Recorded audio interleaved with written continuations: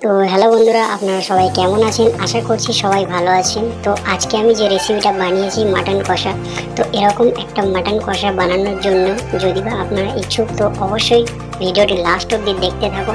আর আমি যেসব মশলা ইউজ করেছি সেই মশলাগুলো আমি ডিসক্রিপশন বক্সে দিয়ে দেবো।